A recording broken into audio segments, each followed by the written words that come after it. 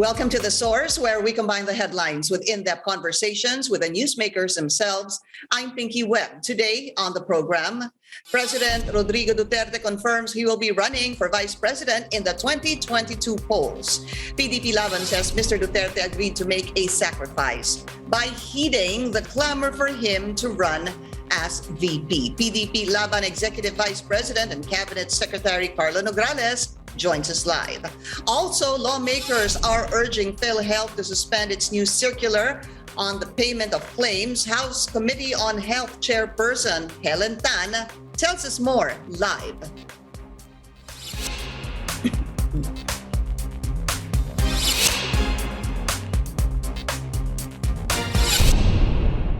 After the plan of hospital groups to disengage from PhilHealth, lawmakers are urging the state health insurer to suspend their new circular on payment claims. Let's go straight to the source of the story. We have House Committee on Health Congresswoman Helen Tan. Congresswoman, welcome to the source and thank you so much for your time. Hi, Pinky. Good morning. Magandang umaga po sa inyong lahat. So it was quite a long hearing yesterday. In fact, the portion where you talked about this circular came at about, sometime past 11 a.m. Let's talk about that first because there's other issues that need to be discussed. So the Congress moved to suspend or to review or to suspend this circular, to which ang sabi po ng PhilHealth dito is they will take it up with the board. And I think that the board meeting will be held on Friday. So my first question to you, Congresswoman, I'm sure you've studied this, is that were you able to tell what was the difference between this new circular, the 2021-0013 circular versus the 2016 circular that had already been there and was simply, according to PhilHealth, updated? Yes, Pinky, we discussed that yesterday. According to PhilHealth, this new circular is actually an improvement of what they had last 2016. Number one, in this circular, the suspension, the notice of suspension will be or notice of findings will be served after the review of the outcomes noong performance tool, no? And then sa previous circular kasi notice of suspension kaagad and effective immediately. That's the number one difference. Number two, they said in 2016 circular, it is unclear who will be the signatory of that suspension order. In this circular, they identified that only the PCEO will be the signatory, okay? And number three, the probationary accreditation of the hospitals in 2016 circular is now removed in the recent circular. And then number four, that 3 days and 10 days allowance to respond from 10 days and then now is 3 days, I think calendar days, no? Before kasi is 10 working days. So yun yung mga difference, and the coverage is before only specific claims, those are dubious claims or suspicious claims will be affected. In this circular, all other claims, related claims. So yun yung nakita natin, Pinky. So Congressman, for you, is this a better circular? Will this work better in terms of number one, paying hospitals, number two, determining fraudulent or suspicious claims? Mas makakabuti ho ba ito? Hindi lang po para sa PhilHealth, kung hindi para rin sa mga ospital? Actually, Pinky, merong pros and cons, no? At this point in time, hindi siya makakabuti in a sense na they were only given 3 days, no? They said merong due process yung 3 days. And sinabi ko nga kanina, it's 3 calendar days, no? Parang it's not enough time for the hospital to respond. And affecting all other claims, ang laki ng impact nito sa hospital, especially in this time ng pandemic, no? And considering ang daming complaints of the hospital on the unpaid claims. So I believe hindi siya makakatulong in the hospitals or healthcare providers. But for PhilHealth, they were saying this is one of their fraud detection tool, no?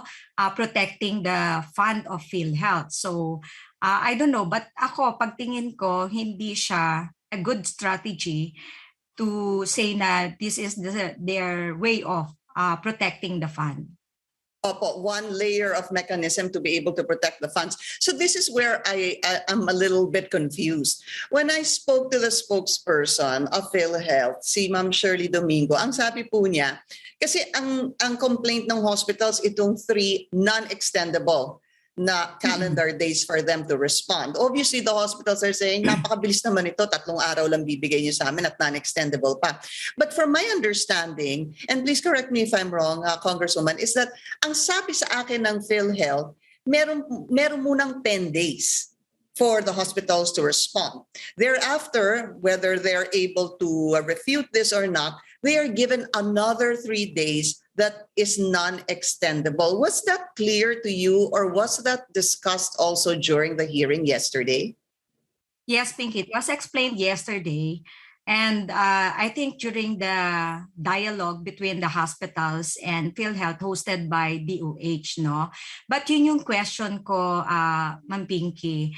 Ang gulo nung kanilang inilabas na circular, walang nakalagay na prior to the notice of findings, merong 10 days, no? But that's part of their protocol ng guidelines nila to review the claims within 10 days. Then notice of findings, 3 days lang ang ibinigay sa'yo na to respond. Still, hindi natin pinag-uusapan yung 10 days kasi trabaho nila yon ng PhilHealth. It's part of their job, no?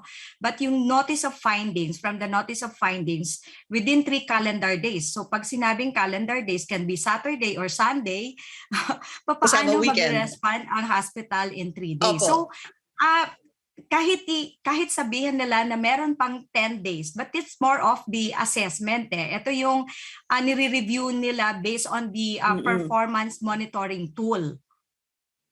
Okay, now I understand it. Yung 10 days is really part of the process. Basically, that's what you're saying. And then, hospital, sumagot kayo after this 10 days, di ba? Kapag sumagot kayo, bibigyan namin kayo after that ng 3 non-extendable calendar days, to which the hospitals are saying, sandali lang. Napakabilis naman itong 3 araw na hinihingi nyo sa amin, nakasama posible ang weekend para sumagot dito sa mga possible, questionable claims or transactions. Right, Pinky. Kasi I think in any cases naman, yung 3 calendar days ay parang napaka-harsh na process, no? So para lang for the sake na sabihin na binigyan natin ng due process, 3 days is too short for them. And then sinasabi nila that temporary suspension is not actually penalty. Ang hirap lang din kasi doon sa kanilang circular, sinasabi nila na when we ask, gaano ba kayo kabilis nag-investigate? And sabi nila they can do that in 1 week and may result in 1 week. Wherein doon sa circular nakalagay 120 days plus 90 days na extension, that's 210 days. 7 months yon na suspended yung hospital, pwede naman pala mas shorter. So hindi ko alam kung saan, ano yung basis talaga nila.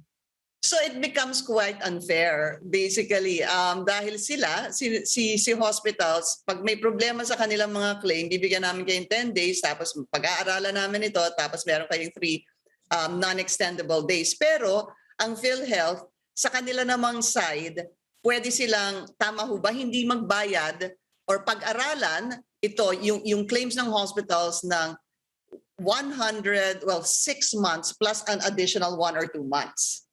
Yeah, Pinky, yun yung one of the questions na hindi, parang wala kaming meeting of the minds, no? Kasi according to National Health Insurance Act of 2013, 6 months lang pwede yung suspension or penalty, no? Pero ayaw kasi nilang sabihin na penalty yung suspension. So, but sinabi ko sa kanila, ang sinasabi doon is yung suspension and of the benefits also ng members, wherein yung claims is part of that, no? So nung tinanong ko, so anong basis ng TSPC nila ng temporary suspension of payment of claims? Anong batas meron bang existing? Kung hindi pala. Kasi kung wala, this is worse than the penalty, right? Ang penalty 6 months lang and the suspension is 7 months. So yun yung isang pina-review ko, and I told them to go back to the existing law, review, and i-define talaga nila yung sinasabi nila. May confusion talaga. Right. Well, Congressman, what happens if PhilHealth refuses to suspend this updated circular? I think the hospitals will push through on their plan na kung meron ng accreditation, they have the right to ask the patient to pay out of pocket, and they will reimburse the patients once the PhilHealth paid them. So yun yung mga options. According to healthcare provider natin, kay Dr. Almora, binibigyan na nila ng karapatan ang bawat hospital to decide according to their current condition or situation, especially siguro yung financial standing ng ating mga hospitals. So that might be the effect, kasi merong proposal din ang healthcare providers natin, and yun ang hiningi natin sa PhilHealth to listen and study, no? So win-win solution, beneficial to both, no? To PhilHealth and to hospitals also. What, as a last question, Congresswoman, what if PhilHealth says ipagpapatuloy namin itong circular na ito? What can Congress do? We'll ask them to, there were unanswered questions, no? During yesterday's hearing, no? So we'll go back to Congress again, and siguro each of the circulars na confusing at this time, we'll review it again. We'll file a resolution. Actually, meron pending resolution na in the House, but last Monday lang kasi siya na i-file. So too late for me to base the hearing on a resolution. It's merely a briefing. So yun yung maybe the action of Congress. Okay, so let's await, Congresswoman, the response of PhilHealth regarding this updated circular of theirs, because even if, I mean, if we look at a situation where even you, a congresswoman who is the chairperson of the Committee on Health, gets confused with certain provisions of a PhilHealth circular or memo for that matter, it's just obvious to say, nakakalito ho talaga yon. And these things have to be cleared up. So we'll await po the decision of PhilHealth, and I hope to be able to speak to you again. House Committee on Health Chairperson, Quezon Representative Helen Tan. Thank you so much, Pinky. Thank you. And coming up, President Duterte confirms running for Vice President in 2022. Cabinet Secretary Karlo Nograles will join us after the break.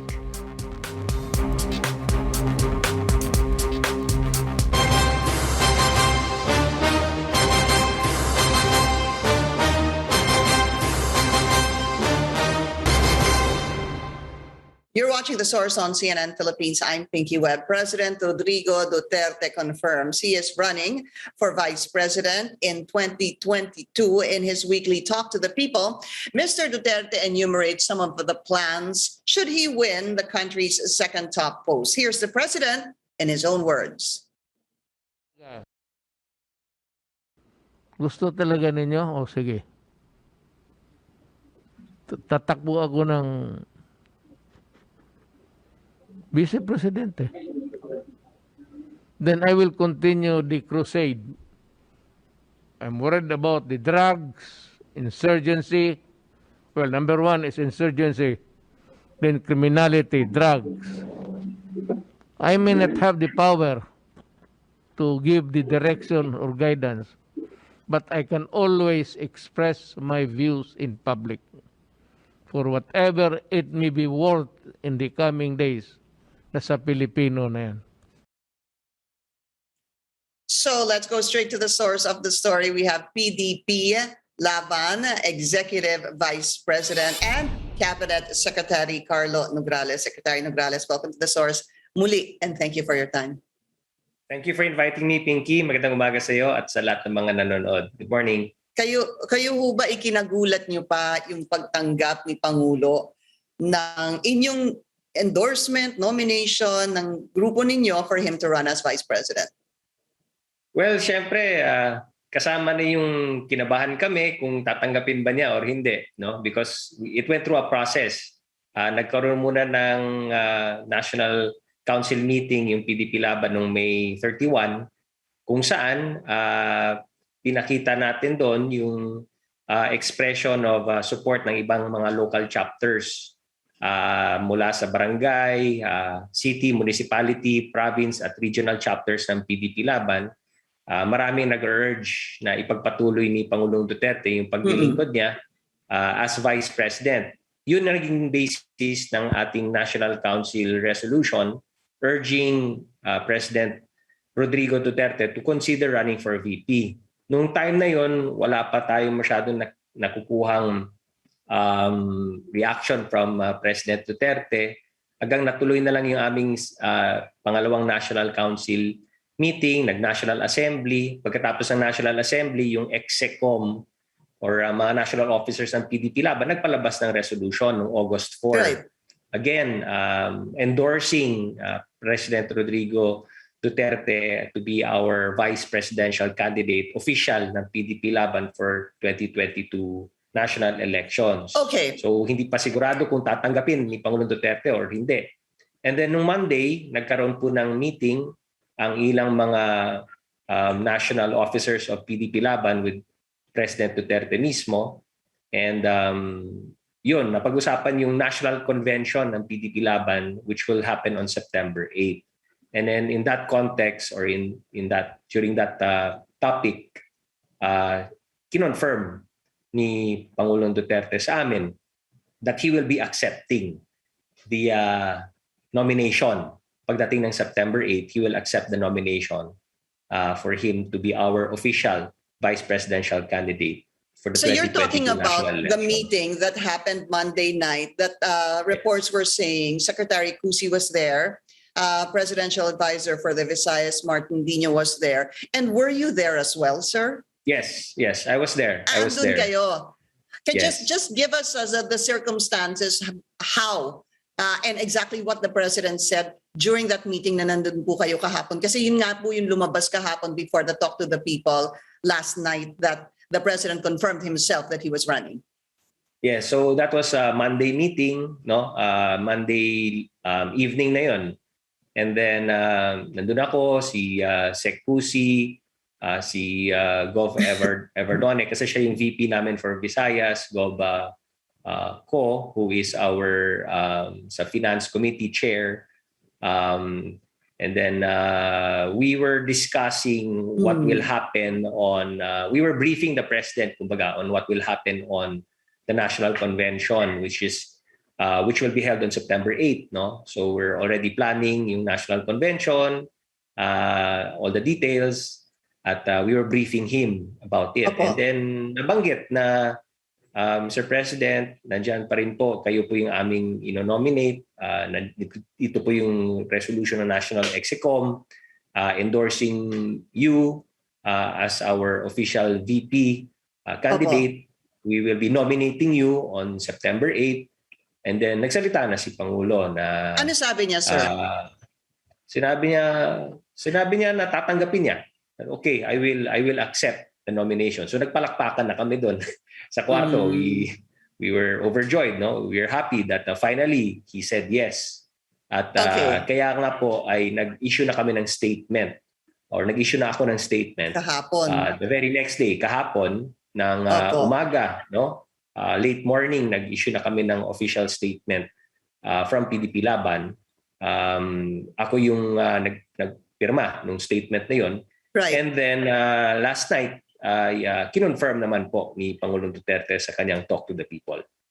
With that meeting Monday, rather, no, Secretary Karlo, did you have any feeling or concern on how sure, I guess, the president is to really pursue his vice presidential bid? I guess what I want to say is, meron hubang nagtanong kay Pangulo na, how sure he is, or that he will really push through with this plan to run for VP. After all, wala pa hong filing ng certificate of candidacy.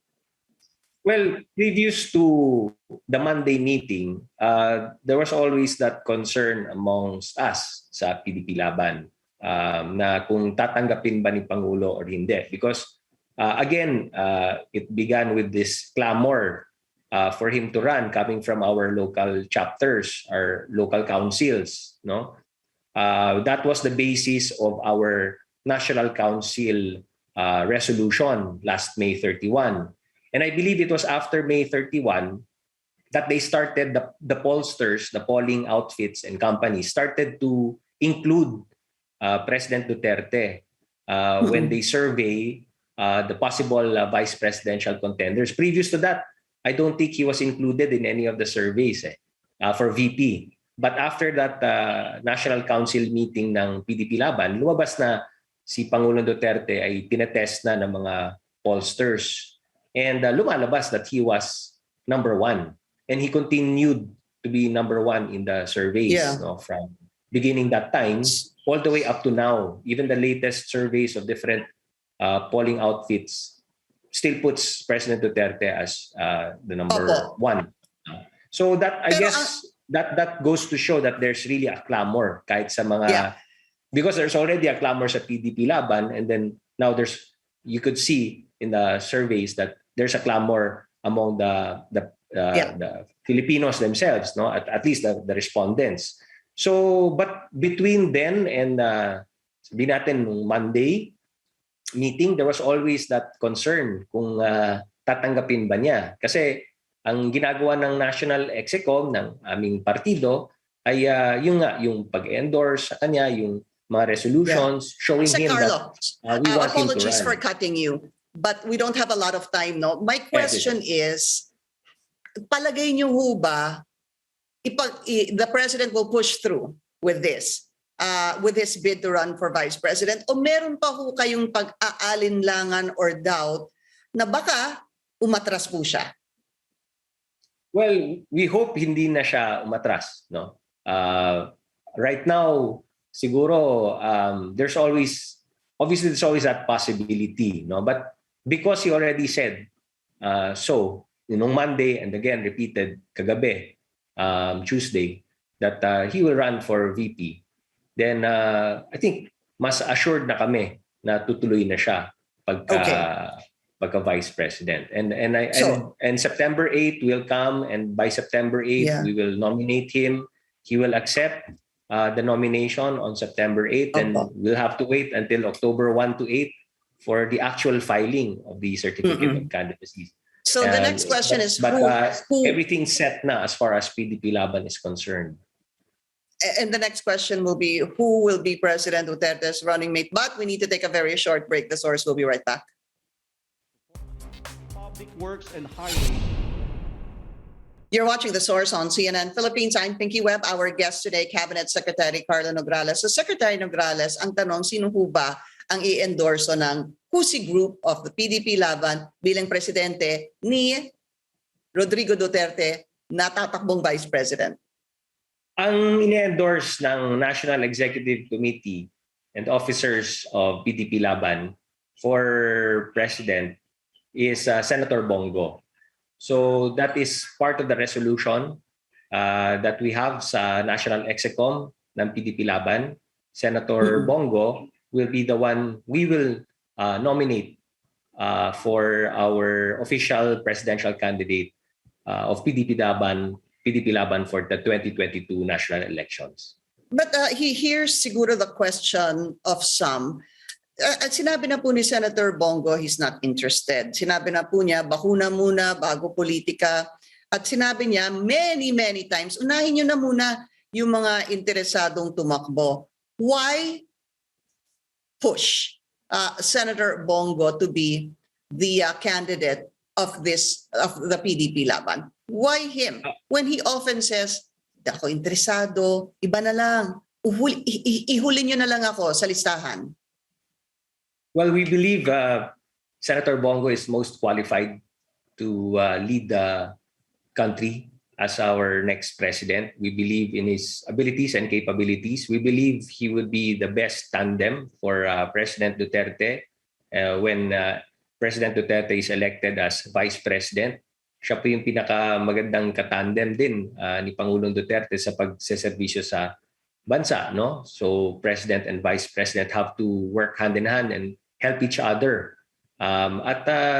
Bilang kapartido namin sa PDP-Laban, alam namin na si Senator Bongo will continue to push for yung mga pagbabago na gusto nating mangyari, ipagpatuloy na under the leadership of President Duterte. And now, for another term, i-continue lahat ng yan. So between now until September 8, we're giving time for Senator Bongo to give any statement that he wants if he wishes. Hopefully, he will accept our endorsement the same way that President Duterte accepted our endorsement. But come what may, pagdating sa September 8 sa National Convention, kailangan po namin mag-nominate ng aming presidential contender. At so far, as it stands right now, pagdating ng September 8, ang aming ino-nominate is si Senator Bongo for president. Secretary, were you present during the talk to the people last night? Yes, I was. Sorry, Sec, could you repeat that? Yes. Kasama tayo. Marami kaming mga cabinet members ang kasama sa talk to the people. Okay. Could you confirm this, Secretary Karlo, that the President said last night, that magpapaubaya sila ni Senator Bongo kay Davao City Mayor Sara Duterte Carpio if she decides to run for president in 2022. Did the President say that last night?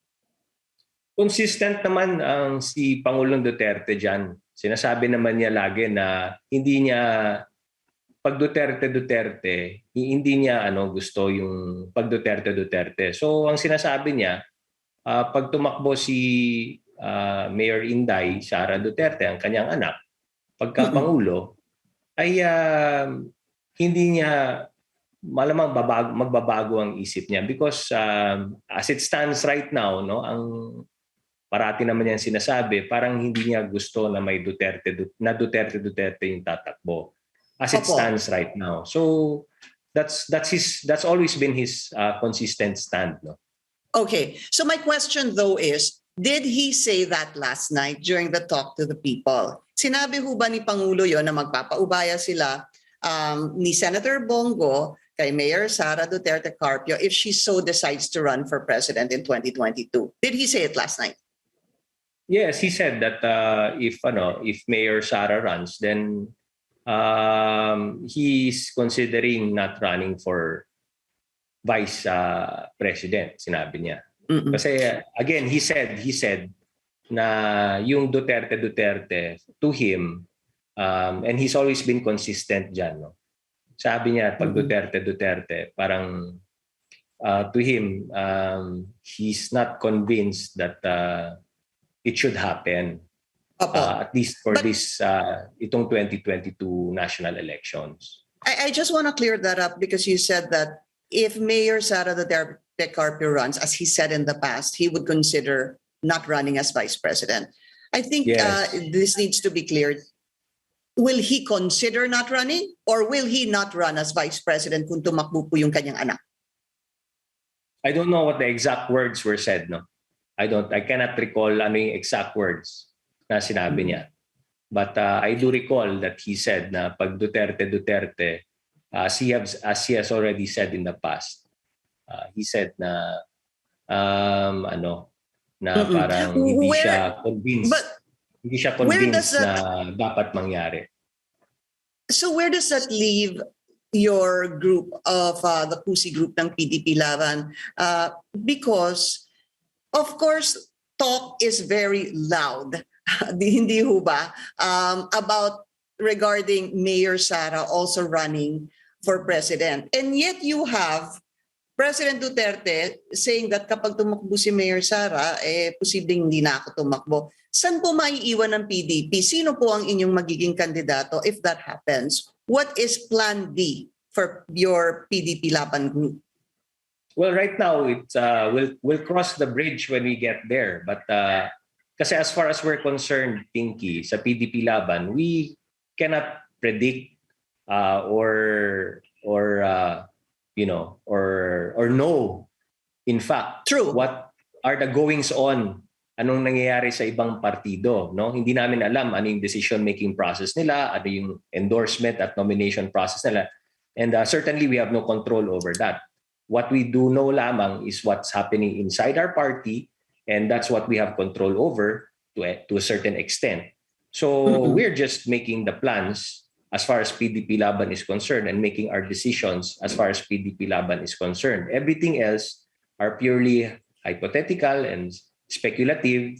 So as it stands now, wala pa naman tayong narinig mula sa ibang party. But as it stands now, as far as PDP-Laban is concerned, yun ang aming nomination at yun ang aming endorsement pagdating ng September 8. At so far, the President has accepted that endorsement and that nomination. Well, the nomination forthcoming. Pero what about, as a last question, sir, I've run out of time, Mayor Sara being endorsed by PDP as your president? Sorry, as Your president. for PDP-Laban? Yes, sir. Well, Mayor Sara belongs to a different political party, no? So It's a regional party. That being the case, there has to be some sort of agreement or alliance, perhaps, between PDP-Laban and the party of Mayor Sara in that eventuality. Again, ayoko naman pangunahan ang magiging desisyon ng aming partido tungkol dyan. But in the realm of possibilities, obviously there's always that possibility of coming up with an alliance, no, with a political party between PDP and another political party or a number of political parties. There's always that possibility. PDP-Laban Executive Vice President and Cabinet Secretary Karlo Nograles. Sir, maraming salamat po sa inyong oras. Thank you, Pinky. Stay safe. God bless po. You too. And thank you for joining us here on The Source. I'm Pinky Webb. You're watching CNN Philippines.